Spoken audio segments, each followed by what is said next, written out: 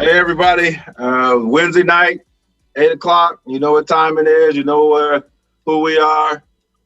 It's In Touch with the Miller Boyzzz, your Wednesday evening talk show where we discuss a whole bunch of stuff about a whole bunch of stuff impacting people that look like and think like us.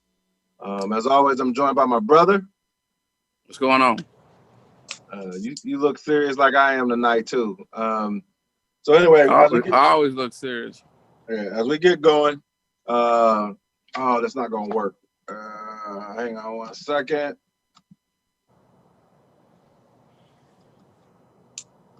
So everybody should have received one of these in their mailbox either yesterday or today. It is your official voting guide. It has all your information inside of the candidates who are running your particular area, as well as it talks about the propositions, tells you the locations of the drop boxes, tells you the locations of the vote centers. It's your handy guide for voting. So please make sure that you make your notes inside of that. Take that with you when you get your actual ballot in about 10 days or so. You use that information to be able to complete your ballot, and then get that ballot turned in. Also use that information to help others participate in the voting process. Every day we're confronted with something that tells me, at least, and hopefully it tells you, that sitting out of this election because we don't have a perfect candidate running for either side is an unacceptable excuse. We've got to find a way to get involved in this situation and change the outcomes that we've got going on right now. And so I'll talk more about that a little bit more next week as we get closer to the election. But everybody should have received that in their mailboxes in the state of California, at least. Should have received that in your mailbox either yesterday or today. So, where you want to start, Joe? You got any quick announcements? Anything you want to go over real quick? Oh, it's too much going on, man. It's just you better go out and vote. Y'all gonna be faced with the situation. Too much. Let's do what we got to do tonight. And with our cussing. Us here in California, we those of us who are on the liberal side here in California, we don't have such a heavy lift because we're about 60% of the 60% of the voting population. But there are other states. There are North Carolina's in play, Arizona's in play, Texas, Florida, Iowa, Ohio. There are some other states out there that are kind of a toss-up as to what happens in the election. So those of you who have time, rather than investing time calling, emailing people here in California, please reach out to these other states. All you got to do is do a little research on the internet to find out what's going on with those particular state parties or a particular candidate. But Mitch McConnell, the devil's stepbrother, half brother, whatever, blood brother, whatever you want to call him, he's on the ballot and running. There's an African American that's running against him. The African Americans in South Carolina, not in Kentucky, but he has Amy McGrath. There's a lady that's running against Mitch McConnell. Lindsey Graham in South Carolina has a young brother by the name of Jamie. Can't think of what his last name is now, but it's an African American gentleman that's running neck and neck. They're basically a 48-48 tie right now moving forward. And so if you have some time to be able to invest phone calls and those type of resources, please reach out to some of those other states that are toss-ups, because we've got to change what's going on right now in society. And so we're also tonight joined. We invited a guest in tonight. We're not in the studio, obviously. We're doing everything by Zoom. A young man who I've been working with in the community in different capacities. And he is eyeball deep into what's going on with the cannabis industry. And so he reached out and asked for an opportunity to come on and share just some of the things that are going on here in the city of Fresno and the county of Fresno as they start to put together the rules about how we're going to engage in the field of industry of cannabis. And so it's my pleasure to introduce everybody to Cesar Casamayor. What's up, Cesar? Yo, peace, everybody. Thank you for the opportunity, Dr. Miller, and your brother as well. So tell us, so not everybody understands what's going on with the cannabis industry and where we are in the county of Fresno. So can you go give us a little bit of a quick history lesson about when recreational marijuana as well as medicinal marijuana was passed and okayed by the voters in Fresno County? Right. So back in 2018, while still in position in office, Oliver Baines from District 3 and Clint Olivier from District 7, who currently now is Arias in 3 and is Sparza in 7. They both these two gentlemen brought forth the regulation to come into effect, which legalized marijuana in Fresno. Now, obviously, that was 2018. We're 2020, 2 years after that. We're still trying to figure out what is the best approach and practice on regards of the legalization of this industry here in our city. What has transpired has been many unfortunate that we see too many times happen in our city in Fresno, which is a poor engagement and involvement of communities that have been impacted by the war on drugs, a lack of understanding of what the narrative is, what does economic development mean within the cannabis industry being available and accessible to Fresno on regards to taxation. How does that help communities that have suffered, right? Generational wealth has been missed by the war on drugs, which continues to plague our communities. And so it is from a perspective that I understand what has happened in Fresno has been that we are at a point where there's Measure A that passed in 2018, which dictates what the revenue of the cannabis is going to do for our city. So I would like to talk about that. What does it really mean? What are the differences of opinion from many other businesses and myself representing the People's Dispensary of Fresno?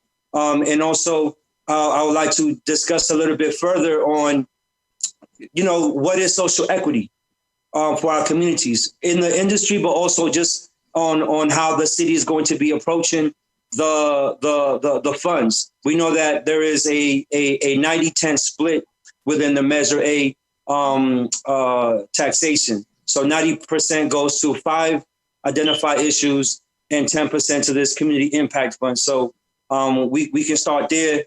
Just let me know. Before we get there, let me just add in some clarification if I can, and help me with the dates. So in 2018, that is when the city of Fresno passed that Measure A, passed the use of recreational marijuana, correct? Yes. When was it that Fresno County, was it 2010 or 2012, when Fresno County had a measure on the ballot for Fresno County voted in favor of allowing medicinal marijuana? Allow for medicinal marijuana, yes, but that's as far as it has gone till now. Do you remember what year that was, Joe? Do you remember? I apologize, brother. I don't recall what year that was. A reason I bring that up is that Fresno County as a whole has approved the use of medicinal marijuana. Yes. And now the city of Fresno has approved the use of recreational marijuana. So why are we still in the starting blocks and not running this race? Well, there's many different opinions. I think the one that interests me the most is those opinions that deal with how they are positioning themselves to benefit best from this industry. So it's really looking at those that want to get out of the black market and want to come into the industry, but not finding enough opportunities, right? So for example, some of the issues that we're seeing here, and this is the game that they do and they have done in the past before, especially with prohibition, why it's a dominated male and white people running this industry, is that property plays into effect. Also, the individual cities, how long they go about and how they approach, right, the licensing. For example, how many licenses are given to those small entrepreneurs right? Compared to those big corporations. So in order for the city to be good with community and with these corporations that a lot of times is under the table, or they have different ways of getting to elected officials, is really figuring out, I think that's been the holdup, is figuring out how to seem less, less suspicious of foul play as possible. And I think that's been, I feel, in my opinion, why we have seen this take so long.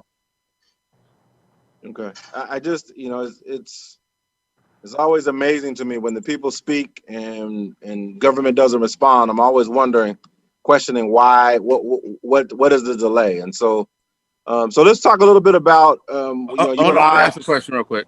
Mr. Cesar, Yes, let me sir. ask you this question. Yeah, brother. You're into this. You've been into this for two years now, or longer. So okay, let me be clear. So in going about licensing here in Fresno, I would say since 2017. 2017. Okay, so that's 3 years. What are the issues that you have run into as a business owner going to the city of Fresno and presenting a business plan, funding and everything to actually open and start a business, a cannabis business? Are you being turned away because they're not prepared for you? Are you being turned away because, or what are the reasons that you guys have not been able to, your business to take off? So us and everybody else, the city has not filed properly how they're going to go about the application. We just finally got an understanding how much the application fees are going to cost. So we just got a letter from Jennifer Ruiz, who is the project manager from the city manager's office, so from Ms. Wilma's office on Kwan, Ms. Kwan or Mrs. I don't know. But from their office, the city manager's office, on the regulations and the process of going forward. So right now, as it stands, we just received the email yesterday from the city manager's office stating that on the 15th, the application process is going to begin. One of the difficulties, brother, is not so much is waiting for the long time for this to actually already go into effect. Conversations and getting clarity from the city, but more importantly, from the ad hoc committee, which is comprised of Miguel Arias, Esmeralda Soria, and Capriolio.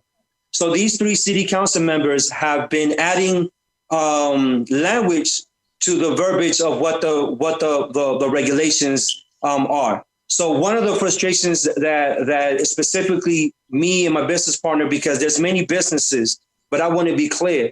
I'm not just a business, right? I'm a community first person. So I come from the Rockefeller drug laws. So I have an understanding of being incarcerated because of these war on drugs from New York City, where I grew up. But here in Fresno, the frustration is many of our communities don't have access to capital. So when you're going to go about opening any business, it's easy for you to get a loan from a bank. But because it's a cannabis industry, it's hard for you to get access to capital for a loan. Not only that, also there is those relationships. For example, one of the difficulties that we have, and it's not illegal, but it's kind of funny. If I got money and I go to you, right, family, I go to you and I say, yo, I'm a business. I'm coming to the city. I'm gonna give you $100,000. You know what I'm saying? I'm gonna be good with you. Let me get in and we work something out, right? So we see that being played out a lot of times in our city, right? And I'm a type of brother that I'm gonna keep it 100 regardless of and I know it's being recorded and all people watching, but we're gonna keep it 100 because that's the best way that community gets to know and understand who's keeping it real with the hood and who's keeping it, real funny. So I say that to say this. One of the difficulties that many small businesses and entrepreneurs have, right, is the politics of it. So if I'm a business, I'm a corporate business, I have access to money that I can buy your friendship. I can hire consultants from the city who are foundation people to consult me on what is the landscape of the city. And then, I get in. That's good business. But at the same time, too, we're focused on the difficulty that me and my business partner are having is on the policy. How does that relate to our communities? allowing us a social business model, entrepreneurs that have relationships in the community, on the boots, on the ground, right? I could go to the street, you know what I'm saying? You know what I'm saying? And create, right? What does that mechanism look like of economic development? How does for example, the Metro Black Chamber of Commerce play into account when we're talking about economic development from this funding stream that we're getting from the taxation? Because we know that the cannabis industry is a multi-million-dollar industry. So how is us community and how is us businesses that talk about social equity, but just talking it more in a sense of just, you know, it sounds good, so let me say it, but being more specific and being more genuine in our communities, being present, but also advocating for those who've never had an opportunity. So the difficulty Is that we're having. Is that component holding you back from opening and starting a business? No, brother. It's just in the narrative, in the language of what are the needs in our community. There is no business out here in the city of Fresno that has, I would feel, the best practice and the best approach in doing business that creates economic development for communities impacted by the war on drugs.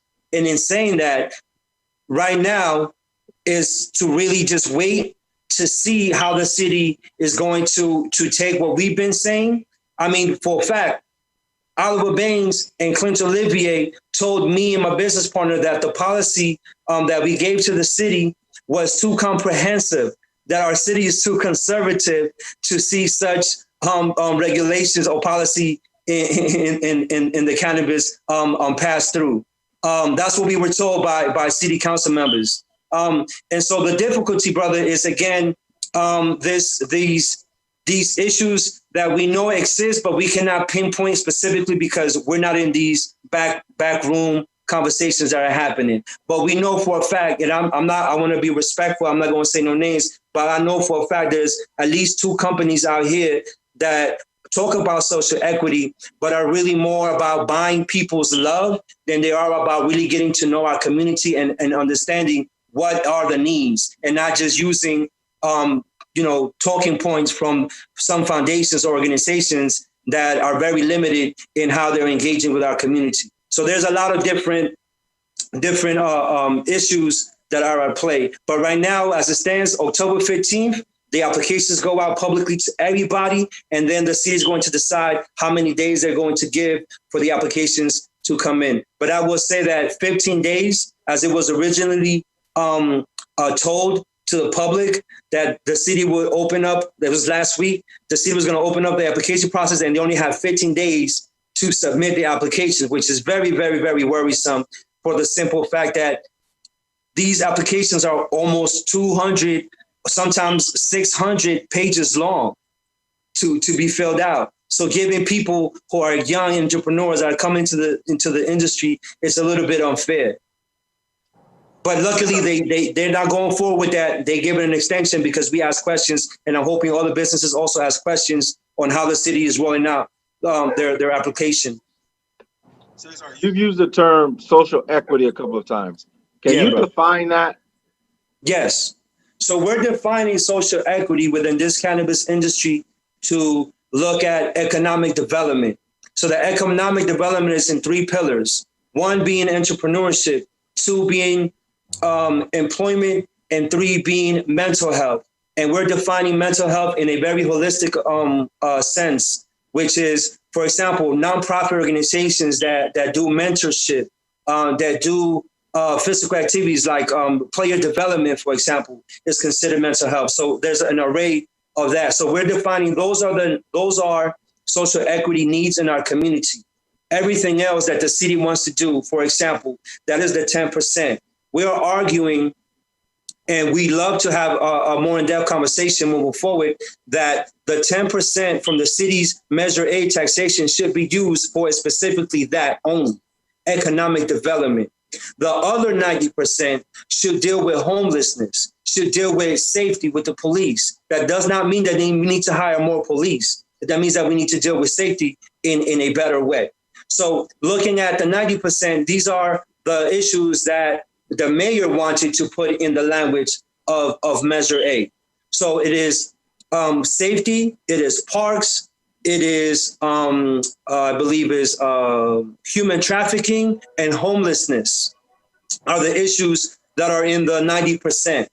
I hope that the city keeps their word and people like President Arias understands that the 90% should be dealing with those community needs. This 10% should be catered to create an impact fund that generates generational wealth from the gap that white supremacy has had on the African-American experience here in Fresno.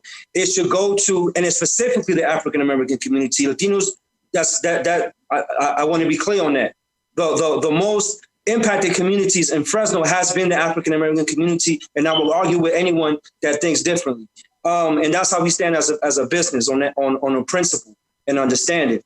The other issue that we feel that economic development is very, very key and important is that we see as you know, Darren, the home ownership in this for African Americans is horrible. So when we talk about opportunity zones and all these things, we need to make sure that we have access when we're dealing with homelessness for communities that have been impacted. So their economic development means really a social equity through a lens of those communities that have been mostly hurt, been mostly impacted by the war on drugs. And you're saying that Measure A right now does not address social equity, or it does? It does, in the sense where each business has to have a social equity model to be liked by the city, but it doesn't really have a good measure on what that is. I can say I'm social equity, and I can just be giving you the money, right? And that's social equity, right? So, but how is it defined? Maybe I need to be more specific. How is social equity? You gave us the definition. How is it defined in Measure A that was voted into action in 2018 by the voters of the city of Fresno? So beautiful. Thank you for that. So the city has now clearly defined what it is. We had a forum on the summer of last year, summer of 2018. We had freshly elected Arias come in, and we asked them, can you please define how you're looking at the community impact fund, at this benefit fund, right? Because we thought that was a social equity. So what Arias defined it was, and this is what he has pushed forward. He is the president of the AHA committee. 1 out of 7 applications has to be a social equity applicant, meaning that the city is going to have a total of 28 retail dispensaries. Only 4 are social equity applicants, which doesn't even really define people of color. It just means social equity applicants, right? That is not social equity, but the city is defining that as social equity. The city is defining social equity for every business that's going to be in the cannabis industry in our city has to have a social equity model. How do they define social equity model? That's up to conversation with the city in defining, which we've been asking. And I hope that other brothers and sisters who are listening and tuned in can also ask people like Esmeralda Soria, people like Capriolio, people like District 3 City Council member to have a better definition. How are they viewing that? When we talk about the Community Impact Fund, do they understand that economic development is very, very key to erase, or at least what you would call repair, right? Because reparations is a conversation that we need to be having to repair some of the foul, straight up racist things that have been done to the African American community here in Fresno. So when we talk about social equity, we need to have a better understanding from those key players that are in this ACA committee that will be setting up a board of 9 people are going to be elected by the mayor, and each city council gets to have 1 person in this Community Impact Fund committee, which will dictate how this 10% of the taxation is going to go to communities, needs. Okay. So are you saying AHA, AHA? What kind of ADHOC? AHA committee. Oh, ad hoc. From the Okay, city, I got you. Right, the city, right. Okay, so people who are interested in getting additional information on the topic and being able to ask questions of the city, is there a particular direction they should go in other than their individual council people? Yeah, for sure. We're part of this new group that's being formed that's going to be pushing for these social equity definitions that we have on regards of how we want the community impact fund to work. So right now we're working closely with those organizations that I should back up. We're asking those organizations if they'd be interested. So I'm asking the organizations that come from the California endowment that get funding through them, because I know that they're going to be involved. I know for a fact that they've been approached for consulting work from some cannabis businesses, as well as building healthy communities, and other organizations have been approached by cannabis companies, as many others that I don't really care too much to mention. But I think it's by doing that, is by being involved. And you can hit me up, the Cesar Casamayor on Facebook. You know what I mean? I'm a community organizer at Fresno Barrios Unidos, working on the police commission work here in the city. I'm involved, so I'm not hard to find or hard to reach. But I would just say that get in contact with myself or my business partner, Gide Maza, who is a MFT, marriage family therapist, doing work in the community as well. Get in contact with us, and then we just continue to build and answer your questions so we can have clarity and understanding and foundational accountability with these so-called leaders in our community. Well, okay, so maybe I'm confused. Yeah. My understanding is that you're looking at a two-pronged effect for distributing information. One, are you going to actually put in an application for what do you call it? For a retail dispensary license. Yes, okay. Sir. I'm going for, me and my business partner, we are the People's Dispensary. We're going for a retail dispensary license. Yeah.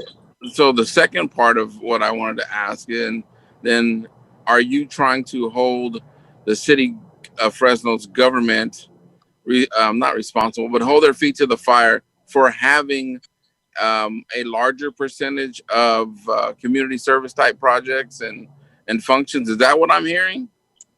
No, we're pushing the city to be more clear on how they are defining the work that's going to take place within this community impact fund. What are the needs that the city council members feel, or that the city feels, I should say, on what are those needs that the impact fund is going to be doing? So, for example, we know that the 90% in written language goes to those 5 things that I mentioned, right? Homelessness, human trafficking, parks, right? And other things. Right. The 10% has a 9-people board, 2 selected from the mayor's office, and each city council member has 1. This board is going to be making the decisions on what they're going to spend this 10 investment, right, in the community, not just for service work. We're saying as a business, what we would like to see, because what we're going to do is to create economic development. We're saying, and we can get into more conversations about how to go about that, right? There's participatory budget processes that have worked in other cities by using the community development block grant that is very democratic and very engaged in a community that almost never gets engaged. So there's different ways of going about using this revenue to create not just generational wealth, but to create economic development, economic mobility. So it's, as a business, we are a model that is focused and catered to the communities that have been impacted in a very genuine and a specific way, as I mentioned, right? Because that's what we're going to do. 10% of what we, as a business, that's what we're going to reinvest back into community, and also create entrepreneurs as we go forward by having those relationships with those potential incubators, such as the Vision View, for example, such as the Black Chamber of Commerce, to be able to access from this impact fund for other entrepreneurships that are going to do work and development in our communities. Do you know how many licenses they're going to give out? Yeah, as I mentioned, they're going to give out 28 in total for dispensaries. There's going to be a total of 8 manufacturing distribution sites. I believe it's 8 or 16. I'm not too. Yeah, 16. I believe. Excuse me. Okay. So one So more this time, is give people the information where they can contact you if they have additional questions. Yeah, please. You can just man, just Google my name. My name is Cesar Casamayor, the People's Dispensary, Fresno. My name is spelled CESAR. Last name is CASAMAYOR. At mytpd.com. That's our website. You can get our information there. And then you'll probably just continue to hear from me and my business partner G'day on this conversation. We did an op-ed on the Fresno Bee last week. We're doing another piece for the Community Alliance here, and hopefully we're just going to continue to get the word out to community on what social equity is for us, but also with the respect and with the understanding that we've also been communicating with community out here that's been impacted by the war on drugs. So we're not just talking out of our asses. We're talking from a very genuine and from a very boots on the street approach. Okay. So thank you, Cesar. I'm sure we're going to be talking more. I'm looking forward to having you back on our show sometime. For sure, brother. One last thing I just want to say is that on Monday is going to be a very important police commission meeting. I'm hoping that your brothers and sisters who are listening tuned in talk about it, because there's some recommendations that have not been brought to light within these subcommittees. There's people in this commission that are more about their personal careers, more about their personal agenda, which is politically to be in office, than they are about the most important needs. And I just want to say, argument to say that we need police in our schools is an argument of fools, because the only need for police is for different issues, not at our schools, not for our kids. We should be using money to develop programs, because what the police is doing is they are creating or continuing to create a prison to school pipeline by having access to those that they think are the bad kids. And so they're lining them up already. And that's something that I'm hoping that brothers and sisters wake up. We don't need police in our schools. Okay. Thank you. Make sure you send that information to me so I can email it out to my contacts, and I'll be in contact with you. Thanks. All right, y'all. Thank you, Peace. sir. Yeah.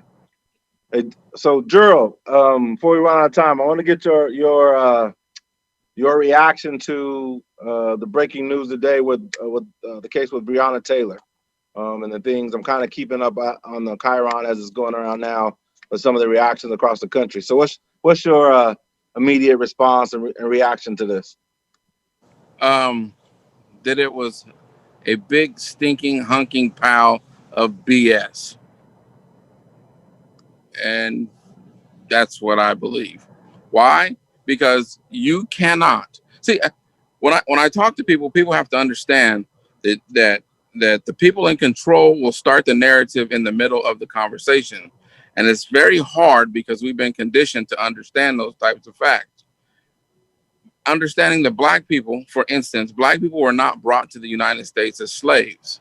Black people were brought to African people were brought to the United States as free people. They were turned into slaves when they got here. But if you listen to the general conversation and the bigger conversation, they'll have you believing that black people came from this wooded place or jungle place, and it was better for them to come to get 3 meals a day here, and slavery wasn't that bad, because they want you to start the conversation what benefits them.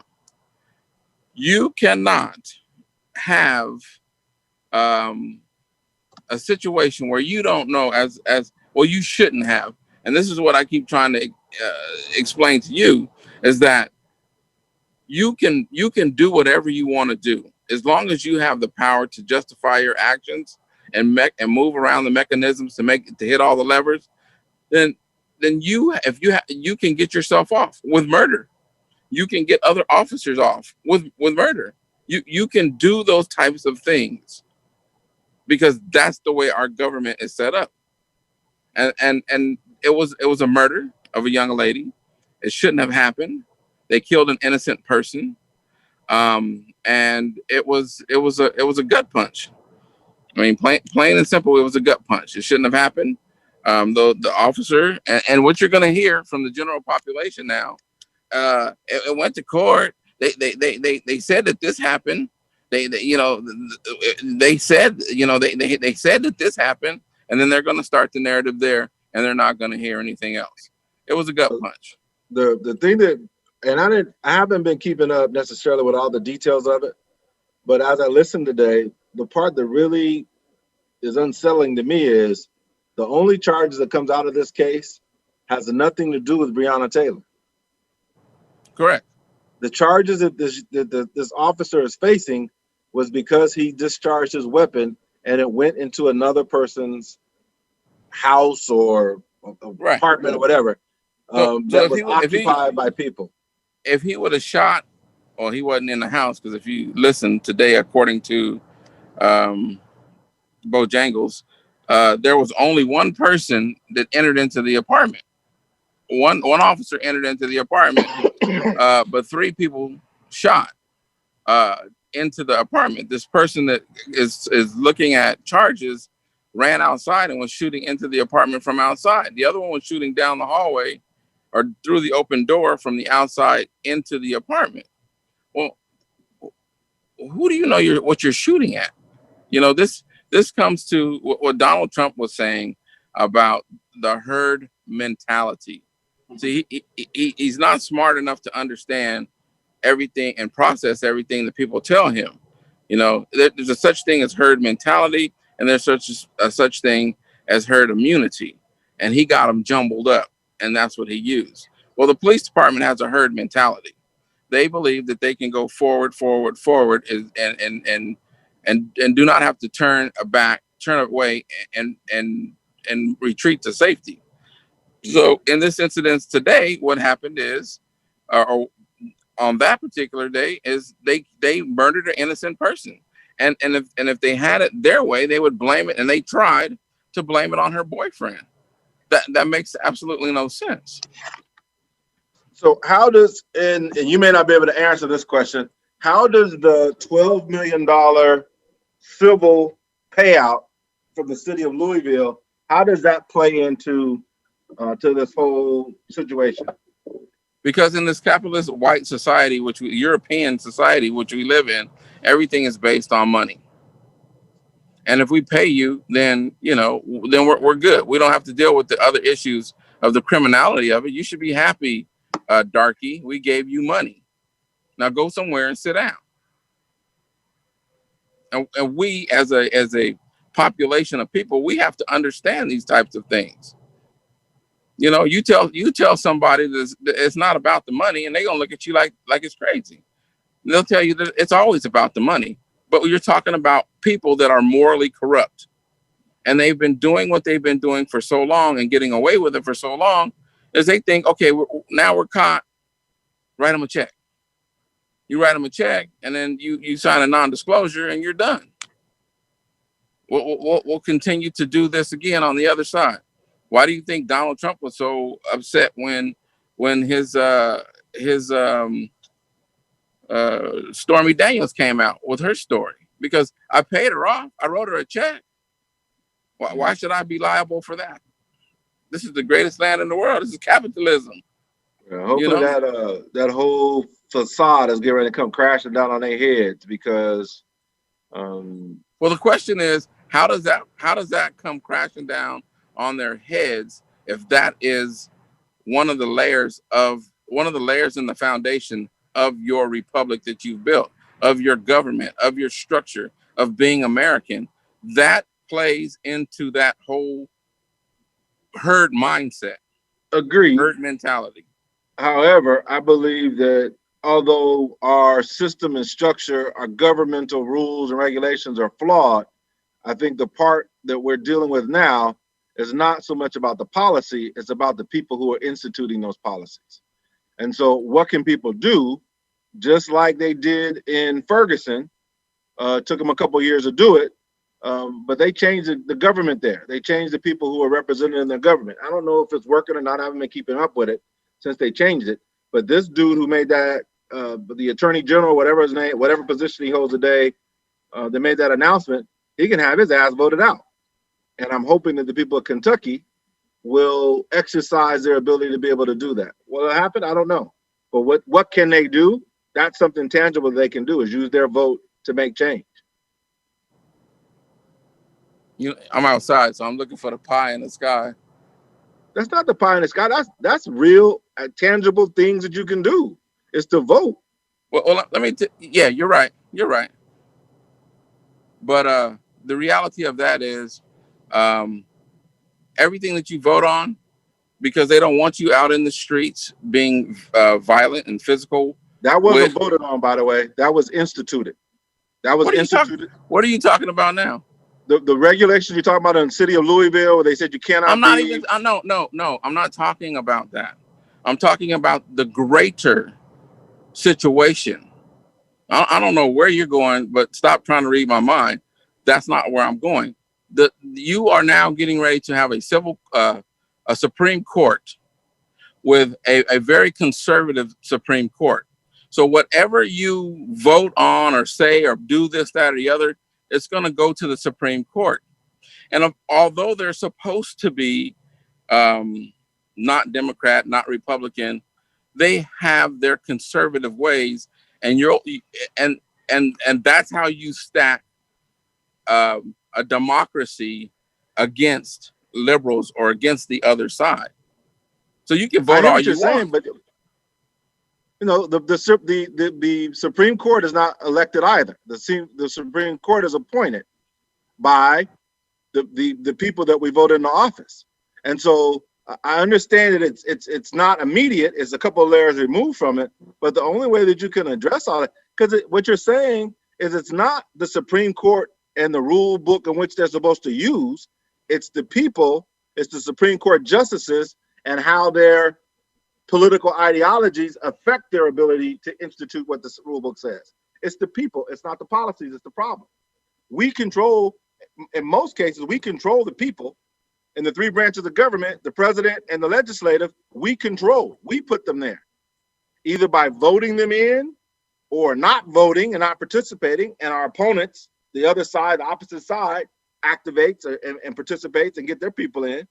You can still keep looking for that pie, but that's tangible. We can talk about my point in looking for the pie in the sky is that it's not real. I understand what you're saying. Voting is real. Voting is the only thing real that we're talking about. A person's ideology can be changed. A person's ability to vote, the individual person's ability to vote, is the only factual thing we're talking about. This is the only fact we're talking about. Okay. And I understand what you're saying. I'm about coming up with concrete ways, tangible things that I can share with people to get done. Yeah. Okay. Okay. In your scenario, what can people do tomorrow? What can people do in the next month to institute and change the things that we're suggesting needs to be changed? Getting a gun is not going to change it. Having a civil war is not going to change it. Oh yeah, I am not advocating violence or civil war. Okay, that is an extreme, but that's where we're going, and so we need to prepare ourselves for that mindset. Because if you think that somebody is going to give up power, if you think that somebody is just going to give up power to be fair and equitable, that's not going to happen. So what we need to do is we need to we do need to vote, because in the ultimate end, that is what will change. We'll start the process to understand that it is not fair and equitable, and that we do not institute the laws that the other side want to put in when they stack it against you. And then you can make a decision. We're not at that place yet where we would be making that decision. So I'm not telling people not to vote, if that's what you're hearing. I'm not telling people not to vote. I'm telling people to prepare for a civil war.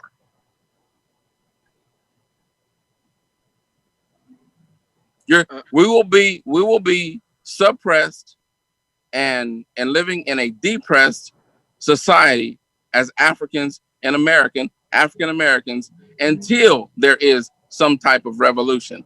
And we can't do it. We don't have the numbers to do it. So we have to wait and bide our time. So prepare yourself mentally. Don't think that you're going to go out there and vote and things are going to change. Like they asked Donald Trump today. Do you think that there's going to be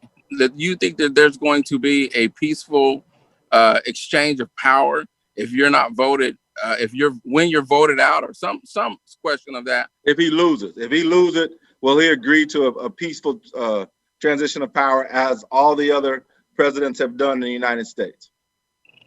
And he gave a BS answer, some flippant answer that he really, truly does not understand the magnitude of his answer. And you already called the man ignorant. But it doesn't matter if he understands it. It doesn't matter if he understands it or not. If that's if that's what he's saying, and he's got followers, and he's the one in control. So what you're saying, if he refuses to leave office, do you understand what goes along with that? We'll vote him out. No, he would have already been voted out. Right. Okay. So then the next thing is that if he doesn't remove himself, then by statute, he is to be removed. Okay. Whether it so when he's removed, what are all his little automatons going to do when he's removed? Yeah, they're going to be pissed off. And they're just going to sit on their thumbs and be pissed off? They ain't going to sit on their thumbs, but they can't put him back in the office. And just like the power. So what? The question is, what are they going to do? Who is the they? Never mind. Next subject, because we're going. No. I'm trying to understand, because just like his little automatons is what I said. They're going to be suppressed. They're going to be suppressed. What are they going to do? They're going to have unrest. They're going to have upheaval. They're going to be upset. They're going to protest. They're going to be doing all sorts of things. But just like the people in Louisville are being suppressed right now by the powers that are in play, when Donald Trump is removed from office, the powers that come into play then, Joe Biden will then have an opportunity to suppress what goes on with their side as well. And if they don't want to, protesting is okay. But when you start to infringe upon other people's civil liberties, which is happening now, people's rights to freedom and liberties and all those type of things, that needs to be reeled back. And I believe that is going to be one of the responsibilities of the new government that comes in. If you don't want to play by the rules, then there should be a consequence. And what will be the consequence? I don't know. It all depends. Like, I would think that if Donald Trump wasn't in office right now, that there would not have been charges today solely. The charges that would have came up today with Breonna Taylor would have been directly connected to her death. That didn't happen today. The other thing, hitting more close to home, I haven't had a chance to read it yet, but the article that you sent me about the police, the Fresno PD officer that socked the black kid on the balcony thing, and how it got suppressed by the auditor or whatever the headline says. There's another situation.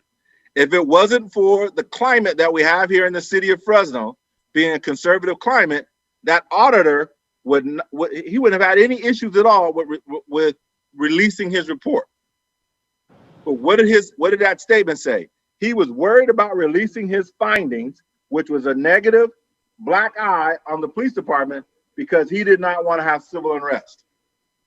It's the atmosphere. It's the people in power right now that it's not sitting well with either side, and things are going to change with either side. With either side, for this police auditor, in his mind, to justify that he's not going to tell the true story because he's worried about people protesting, he did what Mueller did. Mueller didn't want to tell everything as he was going along with all this stuff in 2018 when the election was going on, because he thought he was going to sway the election. Tell the truth. Tell the truth and shame the devil. The truth is always appropriate to be told. There shouldn't be an individual who's holding on to it, bleeding out certain parts, and tell the truth so that people then can react, the system can react appropriately. but it's the people in our system that is breaking our system down. I don't believe it's the governmental system that we have that's the issue. Right. But the people who are in charge of the government, who you just stated, are the people who are moving and motivating the government and have been since it has been institutionalized. We'll see. I guess I understand. We'll see. You and I have been on Earth half a century. In the half a century that we've been on Earth, has the United States ever been more of a bubbling, brewing bowl of crap? Yeah. When slavery was going on. No. I said in the last century, in the last 50 years since we've been on Earth, in our lifetime. Okay. So I purposely said that because the way you structured the question is, what does my lifespan and your lifespan have to deal with what's going on now? The United States of America is a big experiment, and it goes from 1776 to now. And Donald Trump and his presidency is an anomaly. With all the good, the bad, and the ugly that has happened in the 50 years we've been alive, his presidency is an anomaly. And you will see when he gets out of power, how many people will say, "That wasn't me. I'm sorry, I was brainwashed. I drank the Kool-Aid. I shouldn't have followed him." You're going to find out that people are going to change their position. You don't find that with Bush the son, who was an absolute idiot too. Absolute idiot. You don't see people running from his administration. Yeah, there were some other things he could have done in a different way, in a different manner, like taking us to war and those type of things. But you don't see people jumping off of his ship like they are with Donald Trump.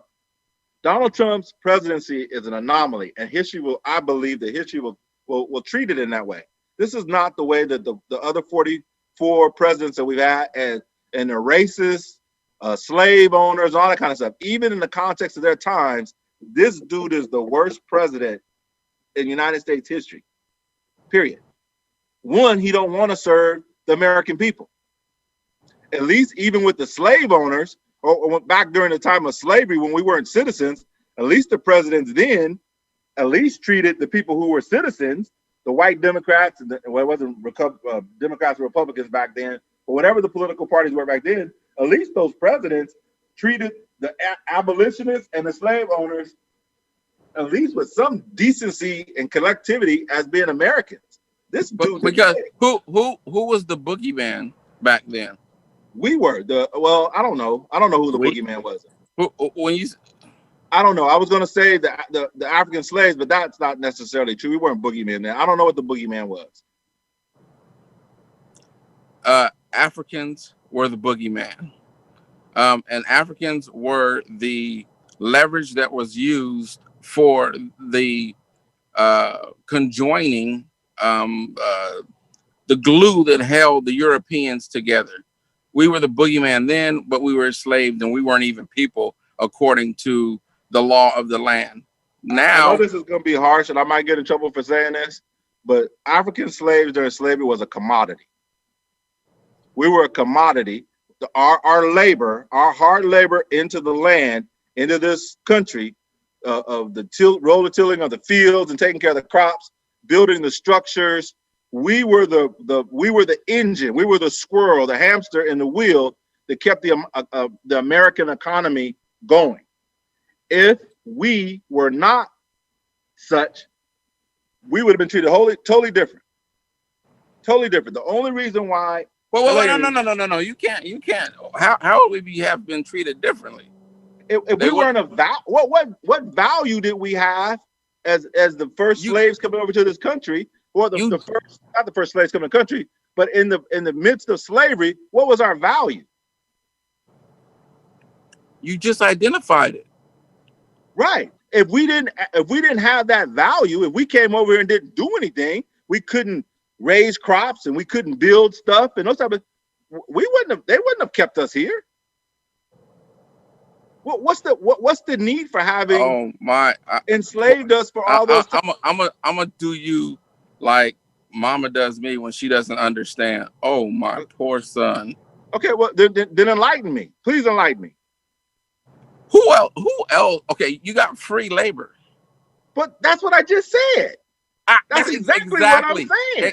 Exactly. So as free labor, and you're not even a person, I can hang you. You remember the pictures of? So you just said that I missed something. I'm trying to understand what it is that I missed. You okay, you said what was the value of the slave? We were a commodity. We were a commodity, just like cows, just like corn, just agreed. like cotton. Agreed. We were a commodity. If we didn't have if slaves did not have value in the United States of America in its early days, they wouldn't have brought us over here. They wouldn't have kept us here. Why invest all that money in bringing all those slaves over on all those ships if we didn't have value when you were bringing us to this country? I have no idea what you're arguing. I have no idea. Okay. None. Zero. Okay. Not even a trail to follow. Okay. Not a thread or anything. We'll have to pick this discussion up at another time since we're up against it right now. So I want to dig deeper into. I don't know when we're gonna be able to do it, but I want to dig deeper into that the police auditor and what he said. But I haven't been able to read through the. It's simple. It's simple. He did what he did to protect the structure of power in Fresno, California, and that is the problem. That's why he did it, for no other reason. Like you said, he should have released it and let the chips fall where they were going to fall. But he didn't want to upset the powers that be, so he didn't do it. Simple. There's also another side to that, the do-gooder side of it also. People believe that they are protecting folks, in particular, though I don't want to get those protecting whom? The people who would protest. I don't want to be the key, the impetus to send those people out into the streets. And I know that if I say this or if I do this, I'm going to send them out into the streets. And I know that they're going to run into negativity going out in those streets. So I'll hang on to this information as well. There's another angle to that also. He's a coward. I would like to read more about the article to be able to kind of frame that discussion. Anyway, it's 9 o'clock. As always, we appreciate you guys spending time with us. It was a little difficult to try to keep up with the conversation today as far as Facebook because we're on Zoom and my screen is all over the place. But again, please make sure that you do your little homework with your voters information guide that you got. As I said, all of the, and for Fresno County, all of the vote center places that you can go and vote are in there. All of the Dropbox locations are in there. There's maps in there showing that. It'll tell you exactly who you can vote for in your particular area, as well as it has all the propositions on there. One of the corrections I have to give, though, I just learned this on Monday, with the vote centers are not going to be open 11 days prior to like they were in March. There was half that was open 11 days prior to the election, and then all of them were open 4 days prior to the election. I understand that the county clerk, Ms. Brandy Orth, has made a decision that they're going to have, they added in 20 more vote centers, and they're only going to be open for 4 days prior to the election. So there won't be any 11 days. So all 70 of them will be open the 31st, 1st, 2nd, and 3rd of November for you to go in directly in to take care of your voting needs as well. But all that information is inside of that voter pamphlet that you received on the last couple of days. One other thing, tomorrow morning, 9 o'clock, those of you who are keeping up with me on my campaign page, I'm doing a coffee talk in the morning. It's going to be hosted by my eldest son, Aaron. He and I have a conversation somewhat about the campaign and about some other things that are going on in the political world. That'll be at 9 o'clock in the morning. Please go to my personal Facebook page, Darren A. Miller, and that information will be on there. G. Miller? 0. I'm all out. All right. So anyway, today. We'll see you guys, God willing. Oh, by the way, love, peace, and longevity to the memory of my brother, Tim Lyles, who passed away. Those of you who were connected with Sunnyside over the last 10 or 15 years and know Mr. Lyles, Unfortunately, he passed away yesterday, lost his battle with brain cancer. And so please keep the Lyles family in your prayers as you said in this evening. And with that, we will see everybody next Wednesday, 8 o'clock, God willing. Peace.